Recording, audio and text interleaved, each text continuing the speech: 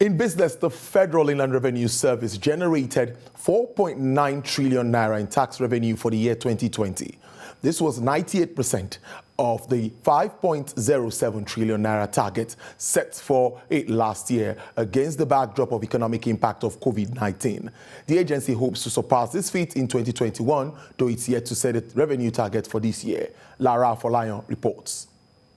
An over 8 trillion naira tax revenue target was initially set for 2020 by the Federal Inland Revenue Service, but the emergence of COVID-19 and its attendant economic effects led to a reduction in this target to 5.07 trillion naira.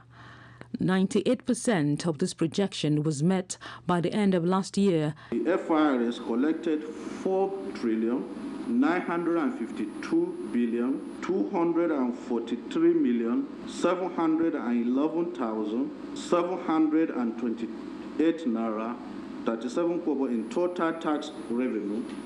The tax administrator hopes to leverage on the successes of last year. It expects to utilize powers now conferred on it by the Finance Act 2020 in areas of automation to expand the tax net. We will make use of the powers granted to us by the Finance Act 2020 in respect of automation. We have started the process of interfacing with other government agencies. For example, the Nigerian Immigration Service. We are interfacing with them in respect of taxation of non-resident individuals. Although this year's target is yet to be set, all things being equal, we expect to perform exceedingly well, given that our service reforms are expected to yield greater dividends in the course of the year.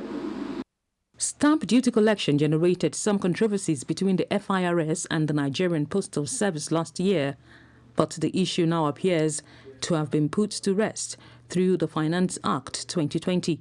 There are no more stamp duty on banking transactions. What we have now is electronic money transfer levy. The National Assembly has deemed it very necessary in order to allow NIPOS to remain in business. When next we are to buy or we need the health system, we shall approach NIPOS. Going forward, emphasis will be on indirect taxes to improve collection in areas like the value-added tax, where the tax authorities believe that the country has the capacity to generate much more than it presently does. Lara Folayan, TVC News, Abuja.